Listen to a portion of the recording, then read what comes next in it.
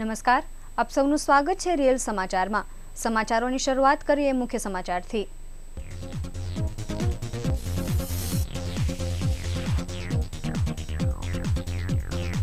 કાપડ ઉદ્યોગમાં અચોક્કસ મુદતની હડતાળ સોમવારથી શરૂ।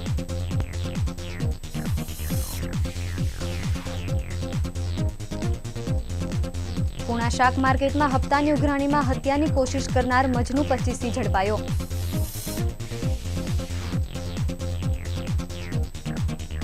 ઉદ્યોગપતિઓ સામે ફરિયાદ ન નોંધતા પોલીસ સ્ટેશન બહાર બેસેલ પરિવારનો ઉપવાસ યથાવત।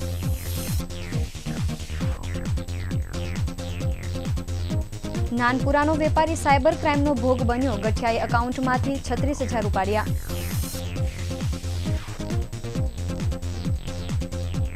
સુરત ફરી એકવાર જાહેર શૌચમુક્ત શહેર તરીકે પ્રમાણિત થયું।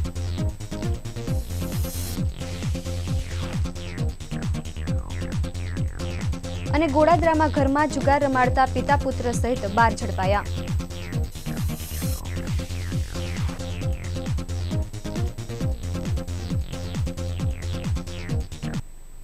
સમાચારો વિગતે।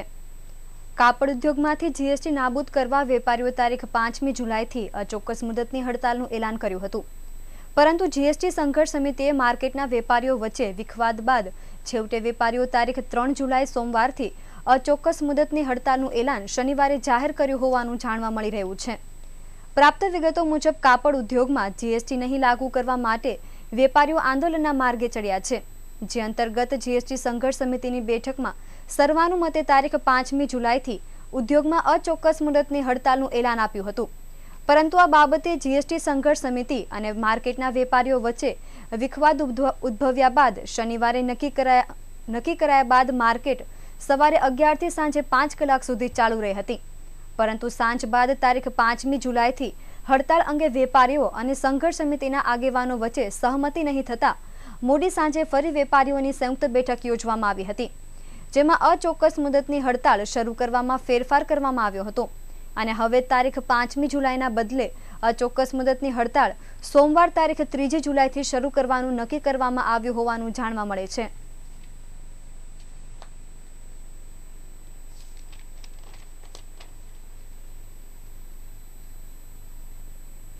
પુણા શાક માર્કેટ બહારની લારીઓ ઉપર હપ્તો ઉઘરાવવાની લડાઈમાં એકની હત્યાની થયેલી કોશિશના ચકચારી પ્રકરણમાં ભાગતા ફરતા રીઢા ગુનેગાર મજનુ 25ની ક્રાઇમ બ્રાન્ચે ધરપકડ કરી હતી। છેલ્લા કેટલાય વર્ષોથી પુણા શાક માર્કેટની બહાર લારી મૂકતા ફેરિયાઓ પાસે માથાભારે ટપોરીઓ રોજનો હપ્તો ઉઘરાવે છે। સ્થાનિક પોલીસ આ બધી વાતોને લઈને માહિતગાર હોવા છતાં પણ તેમની નજર હેઠળ ચાલતા આ હપ્તાની ભાગબટાઈમાં ગત 4 જૂનને સવારે અહીં ખૂની ખેલ ખેલાયો હતો। લારીવાળાઓ પાસેથી હપ્તો ઉઘરાવતો છોટુ યાદવ પર અહીંના ખંડણીખોર તથા ભૂતકાળમાં ફાયરિંગ અને હત્યાના ગુનામાં ઝડપાઈ ચૂકેલો રીઢો ગુનેગાર મજનુ 25 સાગરીતો સાથે મળી તેને સરા જાહેર ચપ્પુ મારી હત્યાની કોશિશ કરી હતી। માંડ ઉગરી ગયેલા છોટુ યાદવની ફરિયાદને આધારે પોલીસે રીઢા ખંડણીખોર દિલીપ માલ્યાની પણ ધરપકડ કરી હતી, જોકે તેના સાગરીત ગણાતા અને મુખ્ય હુમલાખોર મજનુ ફરાર હતો। ક્રાઇમ બ્રાન્ચની ટીમે તેને અઠવા લાઇન્સ મિશન હોસ્પિટલ પાસેથી તેને ઝડપી લીધો હતો।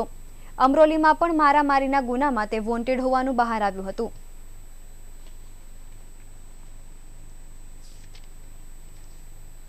ટ્રાવેલ્સ એસોસિએશનના પ્રમુખની સાથે જમીનમાં ચીટિંગ કરી ધમકી આપતા ઉદ્યોગપતિ વલ્લભભાઈ ટોપી, મહેશ સવાણી, સમસ્ત પાટીદાર સમાજના પ્રમુખ લાલજીભાઈ પટેલ, ડાયમંડ હોસ્પિટલના પ્રમુખ સીપી વાનાણી સહિત 12 જણા સામે કતારગામ પોલીસમાં અરજી કરી હતી। આ અરજી અનુસંધાને પોલીસે કોઈ કાર્યવાહી ન કરતા દિનેશ અણઘણ શનિવારે પરિવાર સાથે કતારગામ પોલીસની બહાર ઉપવાસ માટે બેસી ગયો હતો। આજે પણ કતારગામ પોલીસ મથક બહાર આ પરિવારે ઉપવાસ ચાલુ રાખ્યા છે। વરાછા મેઇન રોડ પર હીરાબાગ ચિત્રકૂટ સોસાયટીમાં રહેતા દિનેશ કાંજીભાઈ અણધણની વડીલો પાર્જિત જમીનો સુરત જિલ્લાના ધામદોડ ખાતે આવેલી છે। આ જમીનની બાજુમાં પીપી સવાણી નોલેજ સિટી બનાવવામાં આવી રહી છે। સવાણી દ્વારા બાજુની જમીનોમાં રસ્તાઓ ખોદી નાખી દિવાલ બનાવી રસ્તો બંધ કરી દેતા મામલો કોર્ટમાં ગયો હતો। કોર્ટમાં જતા નોલેજ સિટીનું કામકાજ અટકી ગયું હતું। થોડા વખત પછી દિનેશભાઈની જમીનના વિવાદને કારણે ધર્મનંદન ડાયમંડના લાલજીભાઈ પટેલે મધ્યસ્થી રહી વલ્લભભાઈ ટોપીની સાથે જમીન અદલાબદલી કરીને સમાધાન કરાવ્યું હતું અને શરતો નક્કી કરવામાં આવી હતી। આ શરતોનું પાલન ન કરતા છેવટે જમીનમાં ડખો ઊભો થયો હતો। ઉપરથી ઉદ્યોગપતિઓ દ્વારા જાનથી મારી નાખવાની ધમકી આપવામાં આવી હતી, જેના કારણે તેઓ કતારગામ પોલીસમાં અરજી કરી હતી। અરજી કર્યા પછી પણ પોલીસે ઉદ્યોગપતિઓ સામે ગુનો દાખલ ન કરતા પરિવાર સાથે દિનેશભાઈ પોલીસ સ્ટેશનની બહાર ઉપવાસ પર બેસી ગયા હતા। ધરણા પર બેઠેલી તેમની દીકરીની તબિયત લથડતા તેને હોસ્પિટલ લઈ જવી પડી હતી। તેમજ આ પરિવારે આજે પણ પોતાની લડત ચાલુ રાખી ઉપવાસ ચાલુ રાખ્યા છે।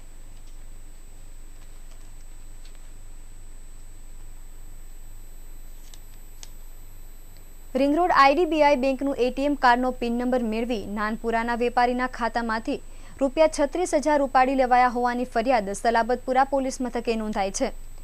નાનપુરા બહુમાળી બિલ્ડિંગ પાસે રાજદીપ ચેમ્બર્સમાં રહેતા જોયબભાઈ કાંજી વેપારી છે અને તે રિંગ રોડની આઈડીબીઆઈ બેંકની શાખામાં એકાઉન્ટ ધરાવે છે। શુક્રવારના રોજ જોયબભાઈના એટીએમ હેક કરી તેનો પિન નંબર મેળવી તેના એકાઉન્ટમાંથી ₹36,000 વિથડ્રોલ કરી લીધા હતા, જેની જાણ થતાં જ તાત્કાલિક જોયબભાઈએ સલાબતપુરા પોલીસને આ બનાવની જાણ કરી હતી, જેના આધારે પોલીસે ગુનો નોંધી તપાસ હાથ ધરી છે।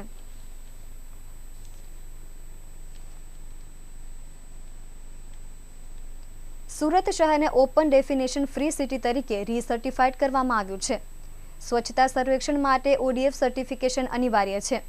અગાઉ મહાનગરપાલિકાને 15 ઓક્ટોબરથી 2016થી 15 એપ્રિલ 2017 સુધી 6 માસ માટે ઓડીએફ સિટી તરીકેનું સર્ટિફિકેટ મળ્યું હતું। આ સમયગાળો પૂર્ણ થતાં મહાનગરપાલિકાએ ફરી ઓડીએફ સર્ટિફિકેશન માટે અરજી કરી હતી, જેના ભાગરૂપે કેન્દ્ર સરકારના સંબંધિત વિભાગે નિમેલી ટીપીઆઈ ક્વોલિટી કાઉન્સિલ ઓફ ઇન્ડિયાની ટીમ દ્વારા ગત 28 મેના રોજ શહેરની સરપ્રાઇઝ વિઝિટ કરી હતી। ક્યુસીઆઈના પ્રતિનિધિએ મહાનગરપાલિકાને કોઈ આગોતરી જાણ કર્યા વિના સ્લમ પોકેટ, મધ્યમ વર્ગીય વસ્તી ધરાવતા રેસિડેન્ટ સોસાયટી, કોમર્શિયલ વિસ્તાર, શાળાઓ, ડિંડોલી તળાવ સહિત 17 સ્થળોએ વિઝિટ કરી હતી અને સર્વે બાદ સુરત શહેરને ઓપન ડેફિકેશન ફ્રી સિટી તરીકે રીસર્ટિફાઈડ કરવાનો રિપોર્ટ આપ્યો છે। આગામી 21 જુલાઈએ મહાનગરપાલિકા દ્વારા સ્વચ્છતા બાબતે નેશનલ લેવલની વર્કશોપ રાખવાનું આયોજન છે। સ્વચ્છતા સર્વેક્ષણની સ્પર્ધામાં ભાગ લેનાર 434 નાના મોટા શહેરો પૈકી ટોપ 50 શહેરના મેયર કમિશનરને વર્કશોપમાં આમંત્રણ આપવાનું વિચારણા છે।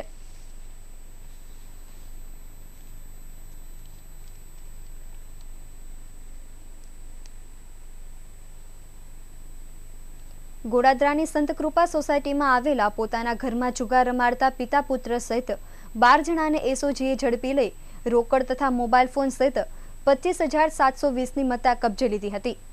લીંબાયત ગોડાદરાની સોસાયટી ઘર નંબર 103માં રહેતા શાંતારામ તોતારામ મહાજન અને તેનો પુત્ર સંજય ઘરમાં જુગાર ચલાવી રહ્યો હતો।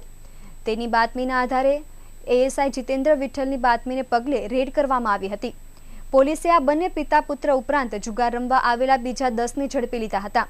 અંગઝડતી દાવ તથા નાળના મળીને 22,220 રૂપિયા રોકડા અને 6 મોબાઈલ ફોન સહિત ₹25,720ની મત્તા પોલીસે કબજે લીધી હતી।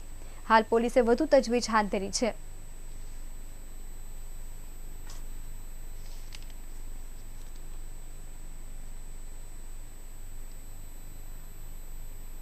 પાંડેસરા રામેશ્વર ગ્રીનમાં પડોશી દ્વારા જ પડોશીના ઘરમાં સોનાના દાગીનાનો હાથફેરો કરી લેવાયો હોવાના શકના આધારે પોલીસે ચોરીની ફરિયાદ નોંધી તપાસ હાથ ધરી છે। પાંડેસરા રામેશ્વર ગ્રીનમાં બિપિન કુમાર ગુપ્તા તેના પરિવાર સાથે રહે છે। ગત તારીખ 20મી જૂનના રોજ સાંજના તેમના ઘરમાંથી અજાણ્યા શખ્સે સોનાના દાગીનાની ચોરી કરી હતી, જેની જાણ થતાં તેમણે પાંડેસરા પોલીસને ફરિયાદ નોંધાવી હતી। ચોરી સમયે ₹80,000ની મત્તાની ચોરી કરી લીધી હતી। આ બનાવમાં પોલીસે ફરિયાદ લઈ અને તપાસ હાથ ધરી હતી, જેમાં પોલીસને ચોરીના બનાવને લઈ તપાસમાં પડોશી દ્વારા ચોરી કરાઈ હોવાનો શક હોવાને લઈ પોલીસે ચોરીની ફરિયાદ નોંધી વધુ તજવીજ હાથ ધરી છે।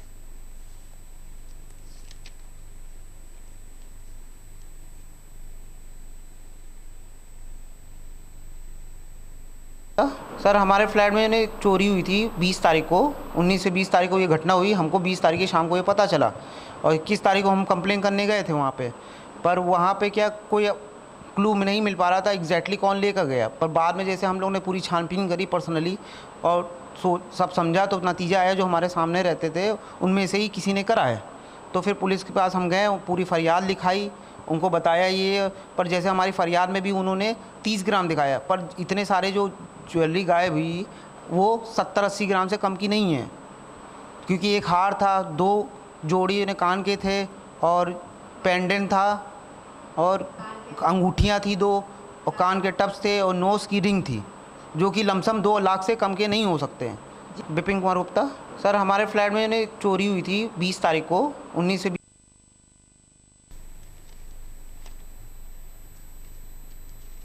શહેરમાં તસ્કરો બેફામ થઈ ગયા છે। ચોરી કરવા માટે પણ ધારદાર હથિયારોનો ઉપયોગ કરી રહ્યા છે। પાંડેસરા શિવકૃપા ઇન્ડસ્ટ્રીયલમાં આવેલ સોમનાથ ફાસ્ટ ફૂડ અને રેસ્ટોરન્ટમાં તસ્કરોએ શનિવારની રાત્રે શટર ઊંચું કરી ₹80,000ની મત્તા ચોરી કરી નાસી ગયા હતા। તેમજ રેસ્ટોરન્ટની નજીકથી વધુ 2 દુકાનોમાં પણ હાથફેરો કરી ગયા હતા। આ બનાવમાં તસ્કરો સીસીટીવીમાં કેદ થઈ જતા પોલીસે આગળની તપાસ હાથ ધરી છે। Pandesara Gujarat housing board road ઉપર શિવકૃપા ઇન્ડસ્ટ્રીયલના પ્લોટ નંબર A1માં આવેલી સોમનાથ ફાસ્ટ ફૂડ અને રેસ્ટોરન્ટમાં તસ્કરોએ હાથફેરો કર્યો હતો। 4 થી 5ની ટોળકીમાં આવેલ તસ્કરોએ રેસ્ટોરન્ટનું શટર ઊંચું કરીને દુકાનમાં પ્રવેશ કર્યો હતો અને ત્યાંથી મોબાઈલ, રોકડા 6,000 અને 55,000ની કિંમતની સિગરેટ મળી કુલ ₹80,000ની મત્તા ચોરી ગયા હતા। આ બનાવની જાણ રેસ્ટોરન્ટમાં અંદરની બાજુએ સૂતા કર્મચારીને દિવસે થતા તેણે તેના માલિક અરુણભાઈને ફોન કરીને જાણ કરી હતી, જેમણે સીસીટીવીમાં જોતા ચોર ટોળકી તેમાં કેદ થઈ ગઈ હતી, જેના આધારે અરુણભાઈએ પોલીસને ફરિયાદ આપતા પોલીસે ગુનો નોંધી તપાસ શરૂ કરી છે। તેમજ આ ચોર ટોળકીએ રેસ્ટોરન્ટની નજીકમાં આવેલી વધુ 2 દુકાનમાં શટર ઊંચા કરીને ચોરી કરી હોવાનું જાણવા મળ્યું છે। અરુણ પાઠક નામ છે મારું। અરુણભાઈ, જણાવો કઈ રીતની ચોરી થઈ છે અને કયા વિસ્તારમાં થઈ છે?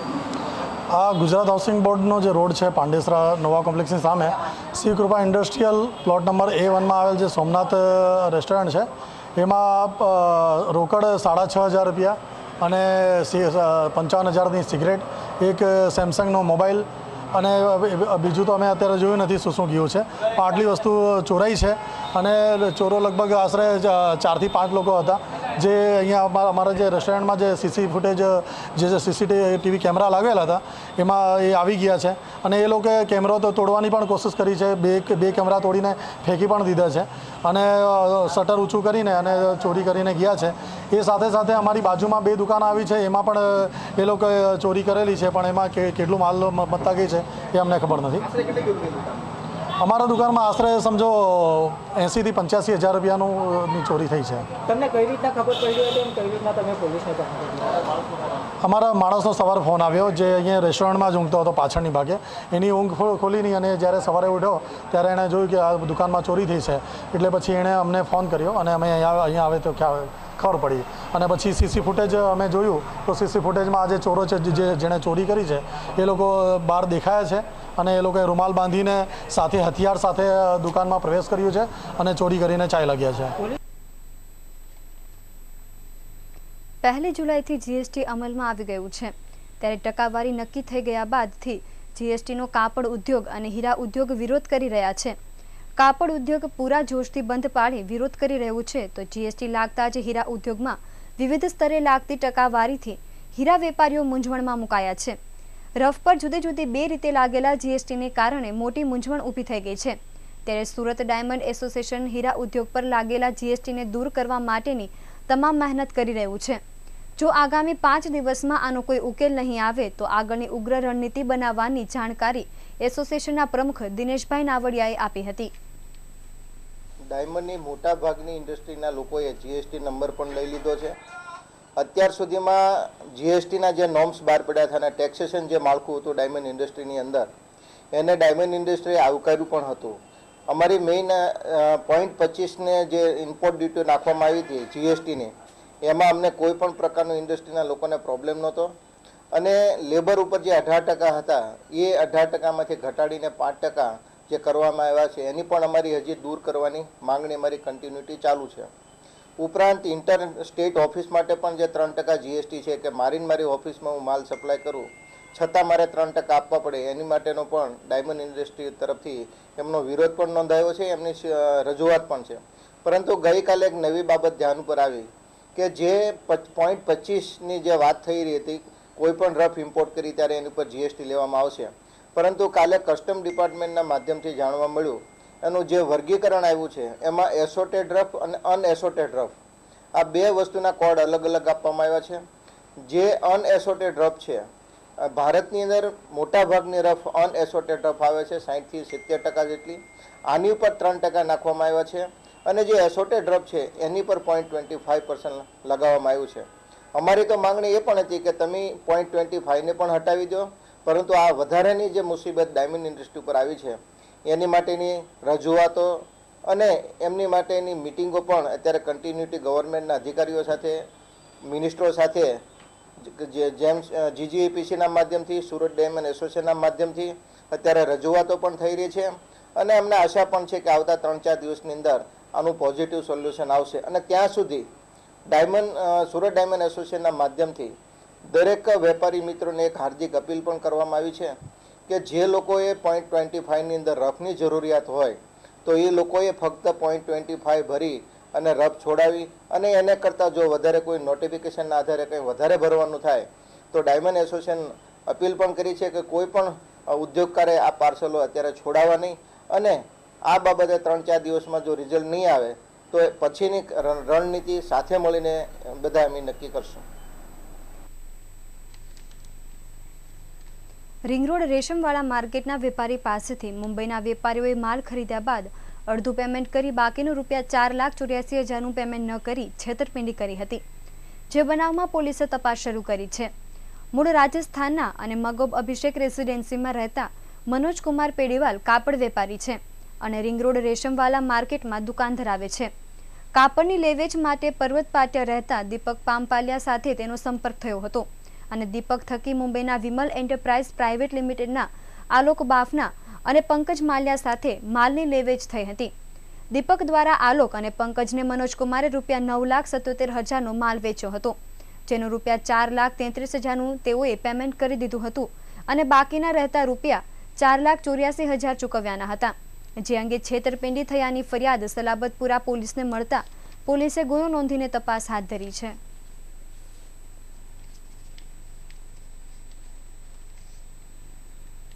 સરથાણા યોગીચોક ખાતેના ફોટો સ્ટુડિયોમાં શનિવારે બપોરે 3 થી 4 અજાણ્યા ઈસમોએ તોડફોડ કરી માલિક સહિત 2 જણાને ફટકાર્યા હતા.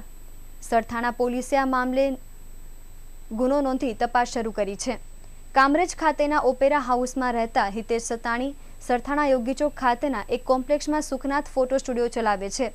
દરમિયાન શનિવારે હિતેશ તેના સંબંધી રજનીશ પટેલ સાથે સ્ટુડિયોમાં બેઠો હતો ત્યારે 3 થી 4 અજાણ્યા ઈસમો પાવડા અને ફટકા લઈને સ્ટુડિયોમાં ઘસી આવ્યા હતા અને તોડફોડ શરૂ કરી હતી, જેનો હિતેશે વિરોધ કરતા તેના પર હુમલો કર્યો હતો તેમજ સંબંધી રજનીશ પટેલને પણ ફટકાર્યો હતો. આ મામલે હિતેશે સરથાણા પોલીસમાં ફરિયાદ નોંધાતા પોલીસે સીસીટીવીના આધારે તપાસ હાથ ધરી છે. રિયલ એસ્ટેટના ધંધા સાથે સંકળાયેલા અગ્રણી બિલ્ડર કમલેશ હિરપરાને ભાગીદાર મફત શિરોયા અને તેના સાગરીત હસમુખ હોમની તથા નરેશ સાવલિયા દ્વારા જાનથી મારી નાખવાની ધમકી અપાતા કમલેશ હિરપરાએ ઉમરા પોલીસ તેમજ પોલીસ કમિશનરને આ અંગે ફરિયાદ નોંધાવી પરિવારના રક્ષણની માંગ કરી હતી. અઠવા લાઇન્સ દિવાળીબાગ સોસાયટીમાં રહેતા કમલેશભાઈ હિરપરા બિલ્ડર છે.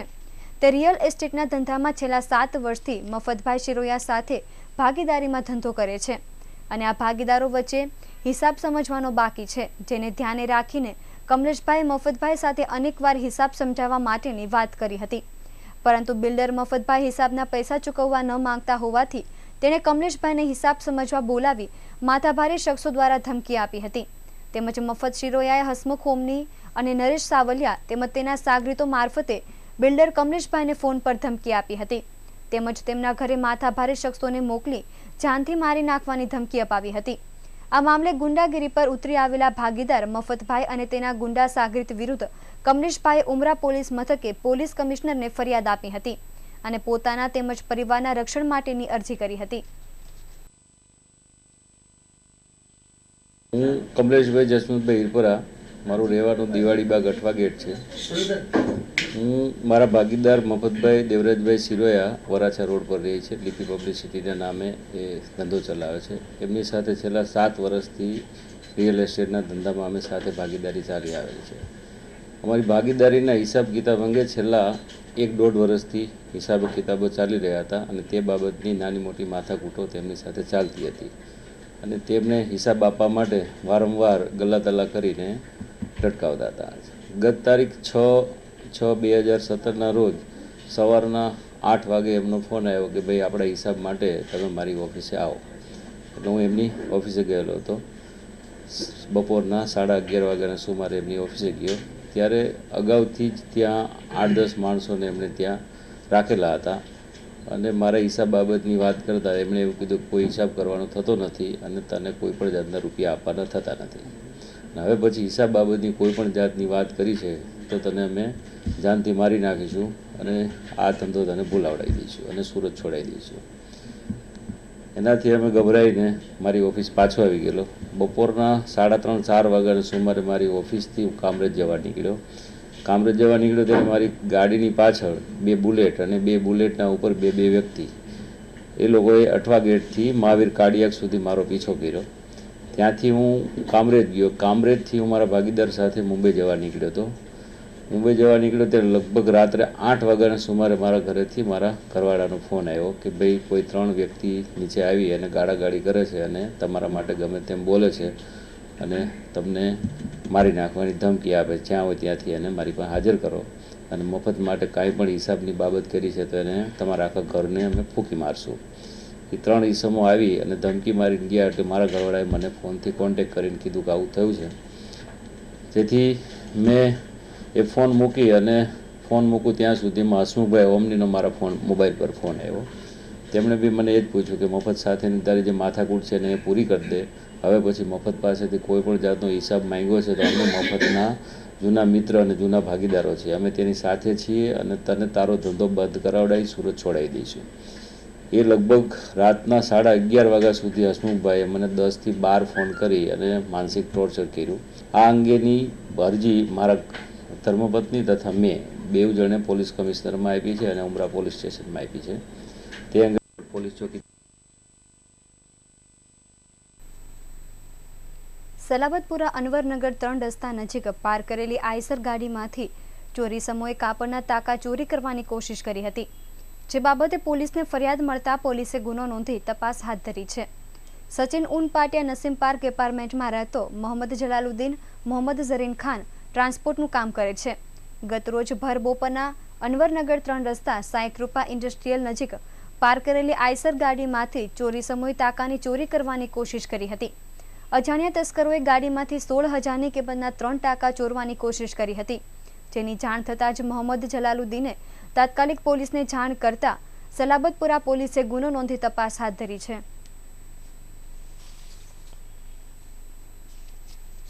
ગોડાદરા સુપર સિનેમા પાસે સાંઈનગર સોસાયટી પાસેથી લિંબાયત પોલીસે દારૂ ભરેલી રિક્ષા ઝડપી પાડી હતી.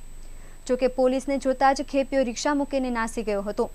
લિંબાયત પોલીસને દારૂ અંગેની બાતમી મળી હતી, જેના આધારે પોલીસે ગોડાદરા સુપર સિનેમા પાસે સાંઈનગર સોસાયટી પાસે ઉભેલી રિક્ષામાં છાપો માર્યો હતો. પોલીસને જોતા જ દારૂની ખેપ મારતો ખેપિયો રિક્ષા સ્થળ પર મૂકીને નાસી ગયો હતો. પોલીસે GJ5 ZZ 1932 નંબરની રિક્ષા અને તેમાં સીટની પાછળ સ્પીકરના ખાનામાં સંતાડેલો ₹13,600ની કિંમતની બોટલો કબજે કરી હતી. હાલ પોલીસે આ બનાવમાં વધુ તજવીજ હાથ ધરી છે.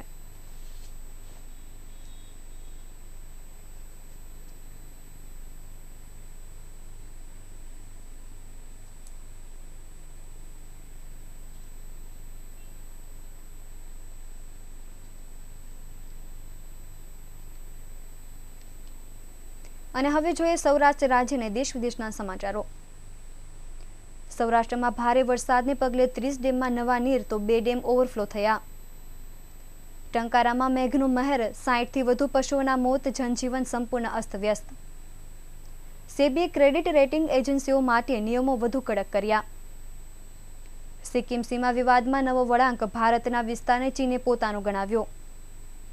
અને આતંકવાદ મુદ્દે પાકિસ્તાન દબાણમાં આવ્યું, હાફિઝ સઈદના સંગઠન પર લગાવ્યો પ્રતિબંધ. સમાચારો વિગતે. સૌરાષ્ટ્રમાં ભારે વરસાદને પગલે ડેમોમાં નવા નીરની આવકો શરૂ થઈ ગઈ છે. મોરબી અને જામનગરમાં પડેલા ધોધમાર વરસાદને પગલે બંને જિલ્લાના ડેમો હિલોળે ચડ્યા છે. જામનગરનો ઊંડ 2 છલકાઈ ગયો છે, જ્યારે આજી4ના 20 દરવાજા 5 ફૂટ જેટલા ખોલવામાં આવ્યા છે. રાજકોટ અને જૂનાગઢના ડેમોમાં નજીવી આવક થઈ છે, જ્યારે અમરેલી જિલ્લો સારા વરસાદની રાહમાં છે. સૌરાષ્ટ્રના 30 ડેમોમાં આજે ઓછા વત્તા પ્રમાણમાં નવા નીર આવ્યા છે. જામનગર જિલ્લામાં કુલ 26 ડેમો આવ્યા છે, જેમાં 4 ડેમોમાં પીવાના પાણીમાં ઉપયોગમાં લેવાય છે. 20 ફૂટનો ઊંડ 2 ડેમ ઓવરફ્લો થઈ જતા ડેમના 7 પાટિયા ખોલવા પડ્યા છે. આજી4માં 32 ફૂટ જેટલું પાણી આવી જતા બપોરના સમયે ડેમના 20 દરવાજા 5 ફૂટ જેટલા ખોલવામાં આવ્યા હતા. મોરબી જિલ્લામાં ભારે વરસાદને પગલે મોરબી શહેરની જીવાદોરી ગણાતા મચ્છુ 2 ડેમમાં નોંધપાત્ર નવા નીરની આવક થઈ છે. ભારે પવનને કારણે વીજળીના પોલ અને ઝાડવા અનેક જગ્યાએ ધરાશાયી થયા હતા. લોઢવાથી પારધુકા પ્રાંચીનો રસ્તો પુરાવતા બંધ થયો હતો.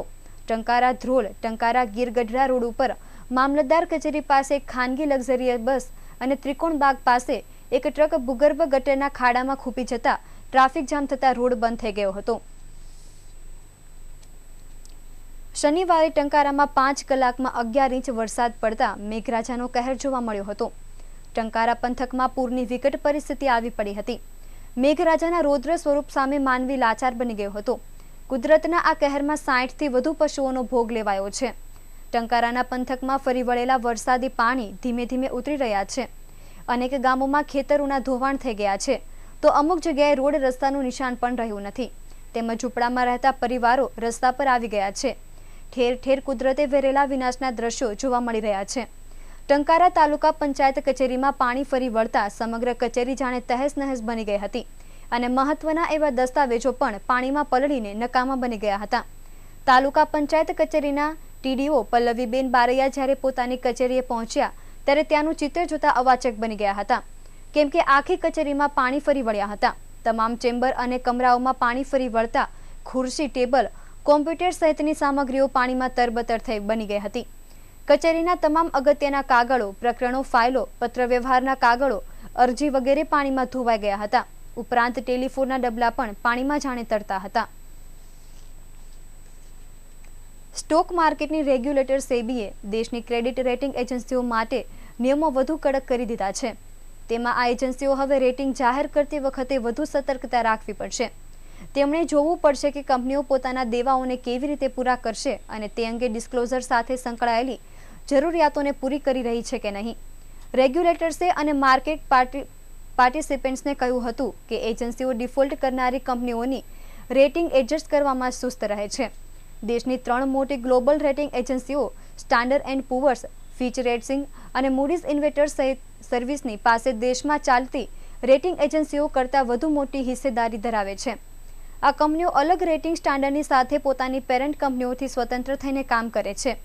હાલના નિયમો અનુસાર ભારતમાં ઓપરેટ થનારી રેટિંગ એજન્સીઓની પહેલી સિક્યુરિટીઝ નિયમિત મોનિટરિંગ કરવા અને તેમાં થનાર ફેરફાર અંગે ખૂબ ઝડપથી પ્રસાર કરવાની જરૂરિયાત છે. જોકે સેબીએ કહ્યું છે કે તેમણે આગળ ડે ઇશ્યુઅર્સની ટ્રેક કરવા પડશે અને જોવું પડશે કે તેઓ દરેક સંબંધિત ઇન્સ્ટ્રુમેન્ટ માટે પેમેન્ટ કરે છે કે નહીં. સાથે તેમણે નાણાકીય હાલત બગડે તેવી સ્થિતિમાં એલર્ટ કરવું જોઈએ. સેબીએ કહ્યું કે ક્રેડિટ રેટિંગ એજન્સીઓ દરેક મોટા ઘટનાક્રમ પછી રેટિંગ રિવ્યૂ કરવું જોઈએ અને ઇશ્યુઅર્સને દર મહિને નો ડિફોલ્ટ સ્ટેટમેન્ટ લેવું જોઈએ. ભારત અને ભૂટાન સાથેના સીમા વિવાદને પગલે ચીને વિવાદનો નવો મતપૂડો છંછેડ્યો છે. ચીને તેનો નવો નકશો જાહેર કર્યો છે, જેમાં તેમણે ગતિરોધવાળી જમીન પર પોતાનો દાવો કર્યો છે. પોતાના દાવાને યોગ્ય ગણાવતા ચીને કહ્યું કે ભારત તેની જમીનમાં દખલ કરી છે. સાથે જ ચીને ચીન ભૂટાનના ત્રિકોણીય ભૂભાગ ઉપર પણ પોતાનો દાવો કર્યો છે. ચીને વિવાદિત નકશો જાહેર કરીને એ વિસ્તારને પોતાનો ગણાવ્યો છે, જ્યાં ભારત ચીનની સેનાઓ વચ્ચે વિવાદ ચાલી રહ્યો છે. મળતી માહિતી અનુસાર ચીને જે નકશો જાહેર કર્યો છે તેમાં ભારત ચીન ભૂટાન જંકશન પર નિશાની દર્શાવી ચીને એ વિસ્તારને પોતાનો દર્શાવ્યો છે. ચીનના કહેવા મુજબ ડોલાકા પાસ પર ભારતીય સૈનિકોએ સીમા પાર કરી ચીનમાં પ્રવેશ કર્યો છે. 2 સપ્તાહ પહેલા ચીની સૈનિકોએ સિક્કિમમાં ભારતીય સીમામાં ઘૂસણખોરી કરી હતી અને 2 બંકરોને ઉડાવ્યા હતા. ત્યારબાદથી જ આ વિસ્તારમાં તણાવ પેદા થયો છે. બંને દેશોમાં વધતા આ તણાવને જોતા 3000 જેટલા વધુ સૈનિકો અહીં તહેનાત કરી દેવાયા છે. સેના પ્રમુખ જનરલ બિપિન રાવતે પણ વિવાદિત વિસ્તારોમાં 2 વાર મુલાકાત કરી છે. ચીને ભારતને ધમકી આપતા કહ્યું છે કે જ્યાં સુધી ભારતીય સેના પરત નહીં જાય ત્યાં સુધી ગતિરોધ ચાલુ રહેશે. આખરે વૈશ્વિક દબાણ સામે ઝૂકીને પાકિસ્તાને આતંકવાદ અને તેને પોષણ આપતી સંસ્થા પર લગામ મૂકવા અને તેના પર દેખરેખ રાખવા એક સંસ્થાનું નિર્માણ કર્યું છે અને આતંકી સંગઠનો પર પ્રતિબંધ મૂકવાનો નિર્ણય કર્યો છે. પાકિસ્તાન પર વધી રહેલા વૈશ્વિક દબાણને કારણે પાકિસ્તાને જમાત ઉદ દાવા અને તેના નવા આતંકી સંગઠન તહેરીકે આઝાદી પર પ્રતિબંધ લગાવવાનો નિર્ણય લીધો છે. આતંકી સંગઠન તહેરીકે આઝાદીએ લાહોરમાં 90 દિવસ માટે હાફિઝ સઈદને નજરબંધ કરવાનો વિરોધ વ્યક્ત કર્યો હતો. સાથે જ કાશ્મીરમાં આઝાદીના સમર્થનમાં રેલીઓનું આયોજન કર્યું હતું. વર્ષ 2008માં મુંબઈમાં કરવામાં આવેલા આતંકી હુમલા પહેલા હાફિઝ સઈદે વાતના સંકેત આપ્યા હતા કે તેનું સંગઠન કાશ્મીરની આઝાદી માટે નવા સંગઠનની સ્થાપના કરશે. અને હવે સમાચારના અંતે એક નજર કરીએ મુખ્ય સમાચાર પર.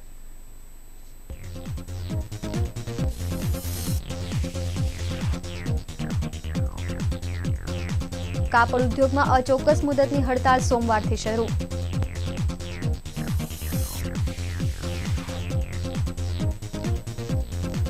પૂણા શાક માર્કેટમાં હપ્તાની ઉઘરાણીમાં હત્યાની કોશિશ કરનાર મજનુ 25 ઝડપાયો.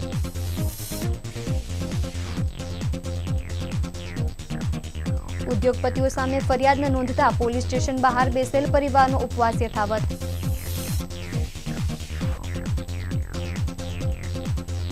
નાનપુરાનો વેપારી સાયબર ક્રાઇમનો ભોગ બન્યો, ગઠાએ એકાઉન્ટમાંથી 36,000 ઉપાડ્યા.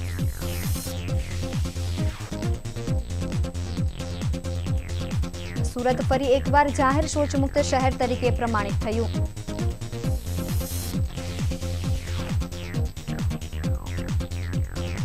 અને ગોડાદરામાં ઘરમાં જુગાર રમાડતા પિતા પુત્ર સહિત 12 ઝડપાયા.